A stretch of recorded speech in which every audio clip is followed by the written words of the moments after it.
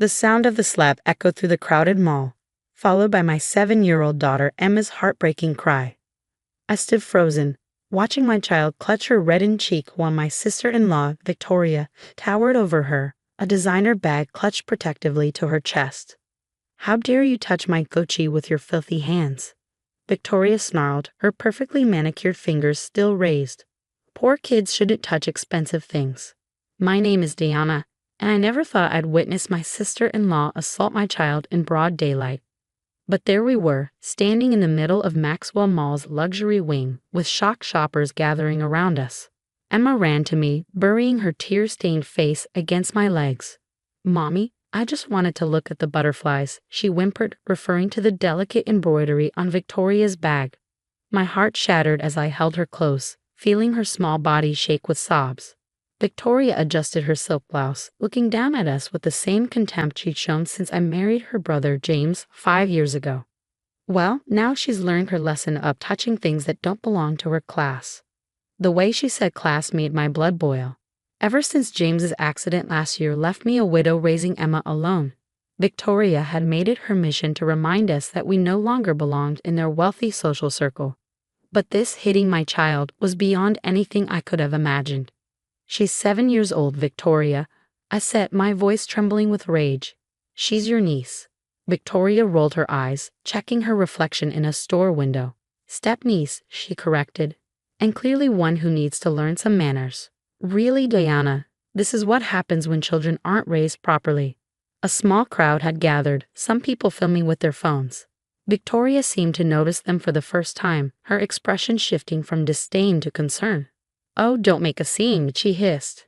"This is exactly why I told James you weren't right for this family. No class, no breeding." I felt Emma flinch at her words, and something inside me snapped. Looking around, I spotted the security cameras mounted in the corners of the luxury wing. I had worked at this mall during college. I knew their surveillance system was top-notch. "You're right, Victoria," I said calmly, surprising both her and myself. "Let's not make a scene. But you should know those security cameras caught everything, and I will be requesting the footage." The color drained from her face. "You wouldn't dare.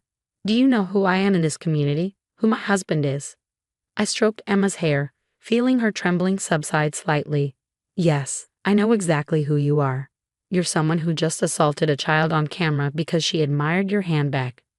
Victoria's perfectly lined lips twisted into a snarl. "You ungrateful little. After everything our family has done for you. Living in that house my brother left you, surviving off his insurance money." "My house," I corrected her. "My husband's insurance, which he paid for to protect us. And now I'm going to protect our daughter from you." "Our daughter." Victoria laughed, but I could see fear creeping into her eyes. "She's nothing but a gold digger's spawn. When I'm done, you'll both be out on the street where you belong." She turned on her designer heels and stormed off, leaving a wake of whispers and foam cameras in her path. I knelt down to Emma's level, gently touching her reddened cheek. "I'm sorry, baby," I whispered, fighting back tears. "I'm so sorry she hurt you." Emma looked up at me with those eyes so much like her father's. "It's okay, Mommy. I shouldn't have touched her bag." "No, sweetheart. She was wrong, not you, and I promise she'll never hurt you again." As I held my daughter, a mall security officer approached us. "Ma'am, we saw what happened on our monitors. Would you like to file a report?" I straightened up, keeping Emma's hand firmly in mine. "Yes," I replied, "and I'd like a copy of the security footage, please." Victoria had no idea what she just started.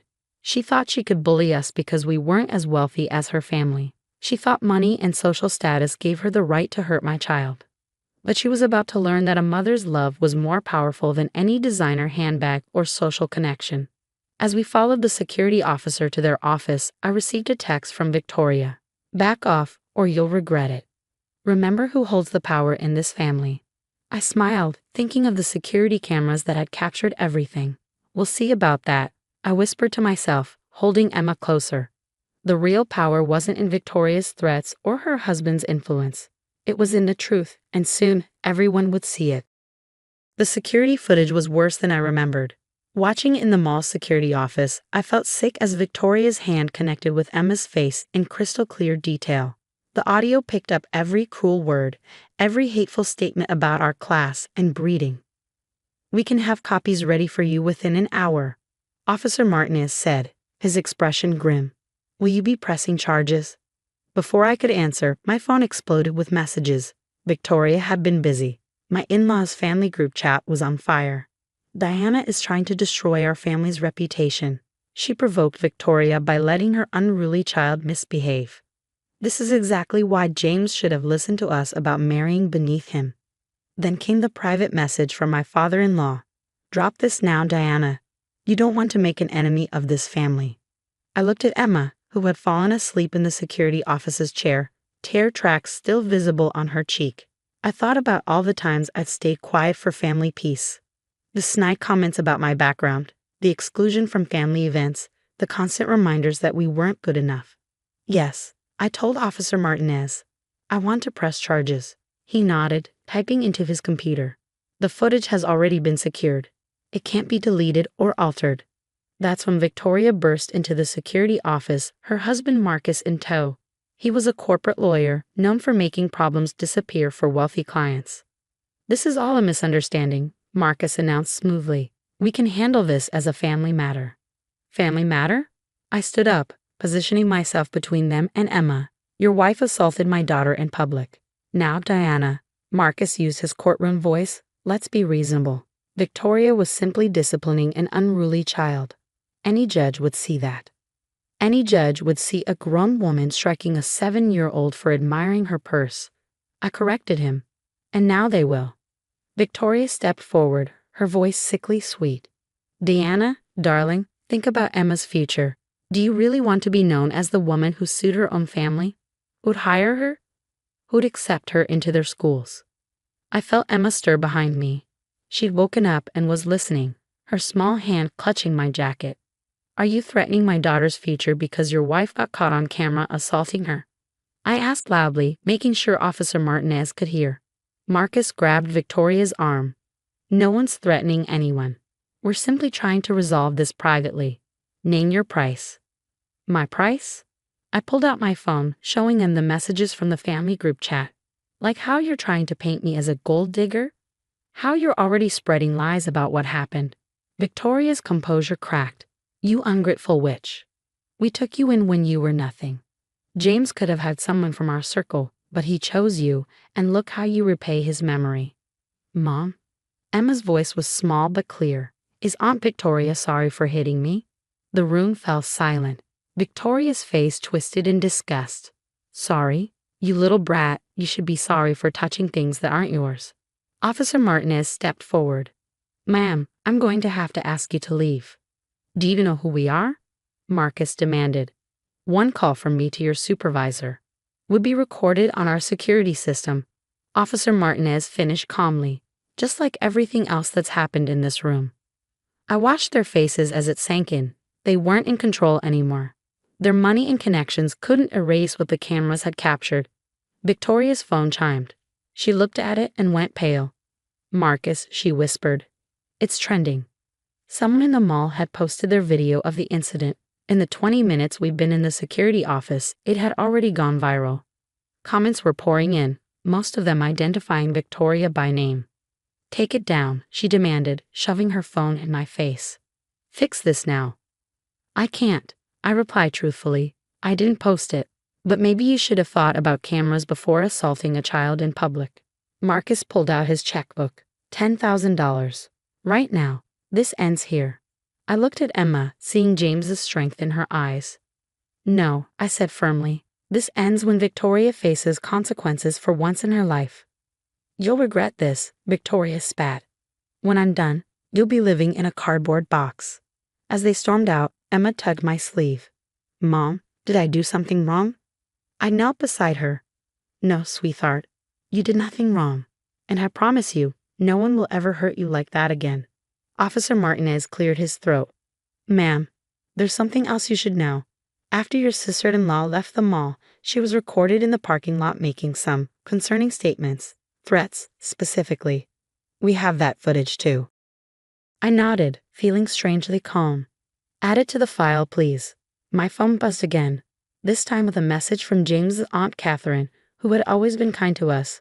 Just saw the video. That woman is no longer welcome at any family event I host. Are you and Emma okay? Do you need a lawyer? I know several who would love to handle this. Then came texts from other family members, ones who had stayed quiet during Victoria's previous bullying. The video had forced them to take sides, and her mask had finally cracked. As Officer Martinez finished processing our complaint, I received one last message from Victoria herself. Last chance. Drop this or I'll show the world what kind of woman my brother really married. I smiled, thinking of the security footage, the viral video, and the parking lot threats, all safely documented. Victoria still thought she held all the cards, still believed her money and social status would protect her. She had no idea what was coming next. Victoria's attempt to show the world what kind of woman I was backfired spectacularly. The next morning, she posted a carefully edited version of the mall incident on social media, painting herself as the victim of an ungrateful sister-in-law who let her unruly child damage expensive property. What she didn't expect was the mall's official response. Regarding the incident at Maxwell Mall on Saturday, we have released the complete security footage to the authorities. It clearly shows no damage to any property but does show an adult striking a 7-year-old child for touching a handbag. We have a zero-tolerance policy for violence against children. The full footage went public that afternoon. Every angle, every cruel word, even Victoria's threats in the parking lot afterward. Her social circle imploded. The charity boards she sat on, the elite social clubs she belonged to, suddenly, everyone had seen her true colors. I'm resigning from the Children's Hospital Foundation Board, my father-in-law announced at the emergency family meeting he called. They made it clear I wasn't welcome after what your wife did, Marcus. Victoria sat rigid in her designer outfit, her face a mask of fury. This is all your fault, she shrieked at me. You've ruined everything. No, Victoria, Aunt Catherine cut in. You ruined everything when you hit your niece, and we let you get away with too much for too long. The family's longtime lawyer cleared his throat. There's something else. Mrs. Chen from the mall's luxury boutique called. She has footage of several incidents involving Victoria and store merchandise disappearing. She was waiting to report it, but after seeing the video, Victoria's face went white. Marcus stood up, his lawyer mask finally cracking. You told me those bags were gifts from friends. I watched their perfect world crumble, feeling no satisfaction, only relief that Emma would never be hurt by them again. Diana, my father-in-law said quietly, what do you want from us? Name it. I thought about James, about how he'd always tried to shield me from his family's cruelty, about how he'd made me promise to stay strong if anything happened to him. I want 3 things, I said firmly.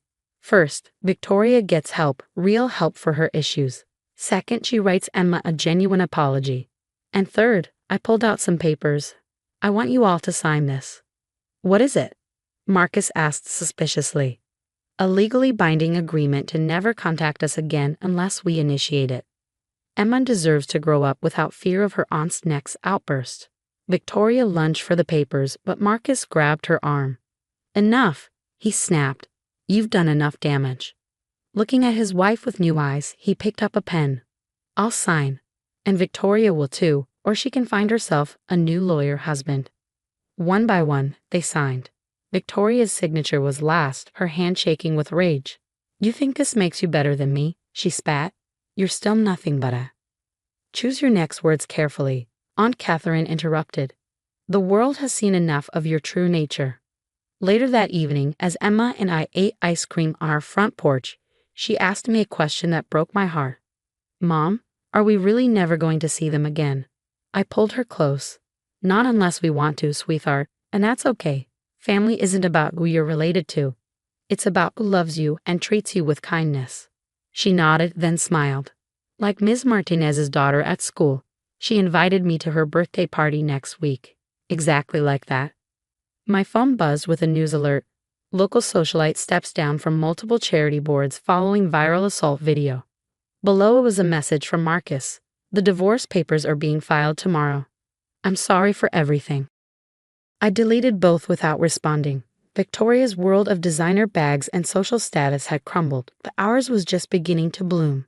Emma was healing, making real friends who liked her for who she was, not for her family name. A week later, a package arrived from Aunt Catherine. Inside was a beautiful butterfly embroidered purse, perfectly sized for a 7-year-old girl. The note read, "For Emma, because every little girl deserves to touch beautiful things. Love, your real family." Emma's face lit up as she traced the butterflies with her finger.